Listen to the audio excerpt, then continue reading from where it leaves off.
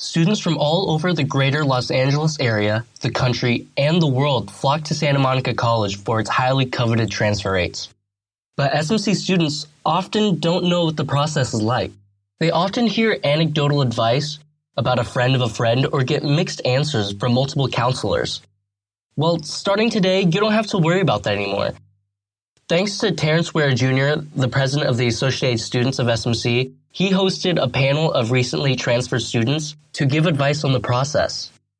I'm Brian Vu, and you're listening to the Corsair News Podcast.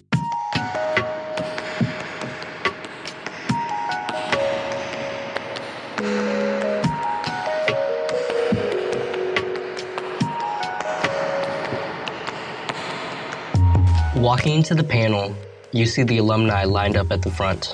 They're chatting, they're catching up with each other. They were once a part of the SMC student body, but is now flourishing at a four-year university.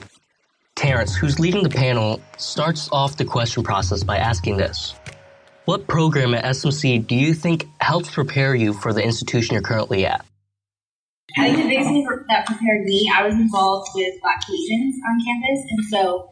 This, by the way, is Haley Coleman, a journalism major at USC. The biggest thing I always promote for students that are about to transfer is to get involved, because what it taught me is the balance, because now I'm extremely involved at USC, and I always wonder, had I just went to class and went home, would I have been able to adapt to the busyness of USC, but really just like staying involved, and then also to like finding a program on campus that helped me be more confident with the transfer process. Of course, they had connections left and right just through Black Legions, and then from other programs on campus, I was able to find other programs at USC. So definitely getting involved prepared me as well. Karishma Lakhani, an anthropology major at UCLA, agreed with Haley, but also had this to add. I think two things for me. Getting involved, definitely. Most of us were involved in the same things, and that really helped with the balance. But also, like, SMC offers you, like, the right amount of being spoon-fed, I think. Because when you transfer to a four-year, they're not going to sit down and, like, plan your classes for you. They're going to give you a list and say, these are the classes you have to take. It's your responsibility to register and do all that. So I think the resources such as, like, the Scholars Program or, like, Black Legions or Adelante, they really do teach you how to be independent enough so that you can plan your classes. Transfer students tend to think all they need is good grades to be accepted into elite universities. But that isn't the only thing admissions offices are looking at. It's important that while you're spending time at SMC, that you also utilize the extracurricular activities offered. Sports, clubs, volunteering, internships, work, anything that you're really interested in. And I mention interested in because that's really important. Karishma again. It's not important, like, because you're a business major, you should get a business internship. You should get an internship in what you want. Like, I'm pre-med, so I did get a medical internship, but I also was involved with a lot of stuff on campus. I had another internship that, was teaching students, which has nothing to do with pre-med. You want to offer the school something that, like, they can be like, okay, she's not only focused, or he or she is not only focused on, like, one thing. And that's something that the experience that you get from that internship that doesn't have to do with your major can be something that you make like a really good, I don't know the new system of essay questions, but like you can write about it and like impress them that way. So yes, it would be beneficial if you did get a business major, but it doesn't have to be. It can be anything. To go off that. This is Itzel De La Torre, an English major at UCLA, and also Karishma's roommate. It's good to try different kind of things. You just don't have to be within your field. It's good to go beyond that so you're able to be cultured. And then when you meet someone or you're trying to sell yourself, you're unique. They're going to remember that this person like this person did that. So that's also something to keep in mind. Jumping into the conversation, Tayana Mora. Every employer wants is somebody that they don't have to keep a watch on and that will do the job for themselves. So they want to see that you're able to pick up on a project. If you either have a vision or it's a teamwork, they can pick up on that project and work on it without somebody having to keep asking them to do it. It's just the drive and the proactivity. So it really doesn't matter what activity you do. You can be playing music or not, so long as you do it well and you can do it by yourself. And that's what you really need to transpire on your essays, on your college application essays. It's not about, I was a director and this. It's more like, when I was a director, I did this. And I am proud of that because of this. Ty, as she prefers to be called, is an international student currently working on her undergraduate and graduate degree at the same time. Her undergrad is in philosophy, politics, and law, and her grad is in sustainability, policy, and planning. And I think that's where it becomes important, where like you're doing something that you're passionate about, because if you are, then writing those essays and actually you want to show and not tell. So writing your essays are going to be much easier when you actually have something that you're passionate about. Like join something because you actually want to be there, not because, oh, this is something that I can put on my application. Like we were told that, and we did join a few things because of that, but like now we realize that like if we did spend our time doing something that we were more interested in, our time would have been spent better and we would have gotten better experiences out of that. Ty turns the conversation to another important issue, paying for college. I was just wondering how many people are planning on taking loans when they transfer? All of your attention. So, I just want to say from a personal experience, I got admitted into some really great universities. I got into Columbia University, Cornell, you can name it everywhere. But USC was the place that offered me full ride. And that was like it for me. You gotta really think of that, especially going to undergrad. It's really not worth getting hundreds of thousands of dollars in loans just to get into like an Ivy League right off the bat. You can definitely do that later on, and it's going to count even more on your graduate degree than you will on your undergrad. To really think about that. And if you are planning on taking them out, I'd say try to keep it with the subsidized. Don't put yourself on the unsubsidized loan category. It's like really not worth it. Loans, if you don't know, sort of work like this. Banks charge you interest from the moment you borrow money and until you pay it off. So if you get a regular loan to pay for school, you accumulate interest during your time spent in school, adding to your already steep debt. Now, what's special about subsidized loans is the government pays for the interest while you're in school. The less money out of your pocket, the better, right? Haley thinks so too. Can I also add to that? Yeah, USC, I ended up choosing USC because of that reason. They offer me the most, and I think a lot of times people think USC is very stingy, where I can see where you might feel that way, but USC has a lot of money. It being private is a huge advantage. And then not just USC, but definitely looking to LMU or any other schools that are private, because the nice opportunity with that is that they have more money than they say they do. So for me, when I first got my financial aid letter, I just kept pushing and pushing and pushing, literally to the moment they're like, we can't offer you anything else. And that's what you have to do. People are afraid to do that for some reason. I feel like it's your education. You have the power to ask. What they can do is tell you no. But before you make a decision, definitely try to get as much support financially that you can get. And then, proceed further. But definitely don't listen to anything you hear from the outside about what schools are like as far as financial aid. Or a lot of times I was afraid to apply to USC because people were like, I'm in so much debt. And I don't come from a low-income household, to be very honest with you. And I was offered a lot of help. So I say that just to encourage you, just never give up if you're worried about that at all. Scholarships are also a really good way to find funding. It's an award system that grants students money for tuition, which you don't need to repay. Some scholarships are a one-time thing, others you can renew. The awards can be really grand or pocket change. It really depends on the scholarship you acquire. Some scholarships will require essays, and others will just require applying. There's an application process that you will have to go through with your college, but once you do it, you can really benefit from it. But besides scholarships, there's a lot of things that you can do that will help pay for tuition. Financial aid wise, if you come from I think this is for international students too, I'm not sure. But at UCLA, if you make less than $80,000, your tuition is automatically paid for.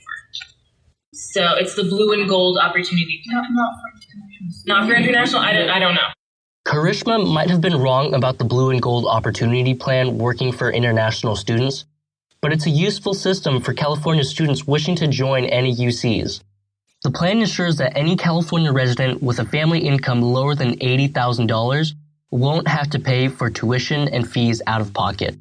Just make sure you apply to FAFSA or the DREAM Act and turn in the Cal Grant GPA verification form before the deadline. But Ty has this helpful tip for international students. I would be looking into getting a green card, to be 100% honest with you. That is the best way you're going to get things. Lottery. Yeah, green card lottery. That's a good one. Her actual advice was to actually stay longer at SMC. She stayed for 4 years. I was interested in paying as little as I had to. The more you take a community college that you can transfer, the better, because they're going to count the same, okay? And also enjoy that you have to take only 12 units, because once you transfer, they're going to make you take 16. Ty also wasn't the only one that stayed longer than 2 years. Karishma and Itzel did too. I actually am very happy that I stayed an extra year. I think my last year, I joined PA. I joined the cabinet, I guess, for 2 clubs, and I really grew as an individual, and that's what I portrayed on my application. So I think that it's up to you individually if you think that you need that extra year. I don't think there's anything wrong with staying the extra year. I don't feel like there's a difference between my friends who transferred in 2 years ago to UCLA and me who transferred in 3 years ago to UCLA. It's the same experience. You're just going to be a year older. I was really proactive about going to different events that SMC was having or whatever SMC was emailing you guys. So look at your emails. I went and I was able to one-on-one talk to UCLA counselors, and they told me that you don't have to be a bio major to go into medicine. You can do something else that you're passionate about. And they were telling me that one of the highest major that gets accepted to UCLA Medical School is actually English. So I was like, okay, this is the path I'm going to take, because I also really enjoyed literature. So I had to take an extra year, my 3rd year, because of that. Now, let's say you've just gotten into all your desired colleges, or you're trying to decide which colleges to apply to. What's the next step? It's finding the right one for you. What school you choose, you have to find your perfect fit. Do all the research you can, talk to as many students as you can, because UCLA might be your perfect fit. USC can be your perfect fit. LMU, which is way smaller classes, might be your perfect fit. But definitely do that research, because there are people that, even can't adjust to USC because they're used to 10 people in a class. You're like, and even though we have smaller classes, sometimes certain major classes, you might have a lecture hall also. And so just do the research. If you are someone that thrives in a smaller environment, don't not apply to those other schools, but if you really are worried about that, look into an LMU or a school that will suit you as best as you can. I cannot stress how important it is to actually visit the school that you get into. I got into Berkeley, and I always thought UCLA, I've been wanting to be a Bruin since I was 0. For real. And when I got accepted to Berkeley, I was like, okay, well, this is a new opportunity for me. Berkeley, it's Berkeley. I visited Berkeley, and I hated it. So if you do get into USC, or you do get into UCLA or LMU or Berkeley or Columbia or wherever, visit the campus. Talk to students on campus. Get to know the vibe of the school, because you can have Bruin Day, you can have Berkeley Cal Day or whatever they have, but that's they're putting on a show for you. They're saying that come to us because we're great. You don't really know how the professors are, what the atmosphere is. I would say to apply broadly. Apply to all kinds of schools. I applied to 13. Got into every single 13. I never thought that I wasn't even going to apply to Berkeley at all. Or even USC. I was like, no, I'm not going to get into those schools. Got into those schools. So you need to apply everywhere, so you're able to go and visit and able to try to imagine yourself in each different place, because you never know what could happen. Each panel speaker had one last piece of advice to give. I was really big on being on campus, because I was like, I never had the on-campus experience. I'm doing it. I don't care. And so since we had apartment style, my building had a lot of transfers, which was really great. My roommate was a transfer. My whole floor were transfers. And so if you can be on campus, don't be opposed to it just because it's a freshman thing. Who cares? If you can find an apartment and you still feel okay, I get that independent living, but you still get the atmosphere of being on campus, it's so great. This second year, I'm an RA on campus for freshmen, so that's why I'm on campus, because typically it's as a junior, you don't be on campus again. But I would say definitely look into it. Don't be opposed to it. But if it is cheaper to be off campus, go with that. But being on campus is own experience. And don't be afraid to be different. Like, I know, like, when I was sitting in classes, especially like my science classes, I was like, oh my God, that person has a 4.0. Like, I'm not going to get accepted. Like, you know, to the point where I was like nauseous most days. Don't compare yourself to other people because it's just a downward spiral. And talk to people. Like, the people that you're sitting next to, if you don't know them, they might be going through the same thing that you're going through. Just hide it. Yeah. And don't hide it. It's okay to be scared. I was freaking out. I went to Dr. Grass's office, Teacher Weaver's office, Scholar's office, and I like would sit down for like hours and just be depressed. Like, it's okay to be like scared.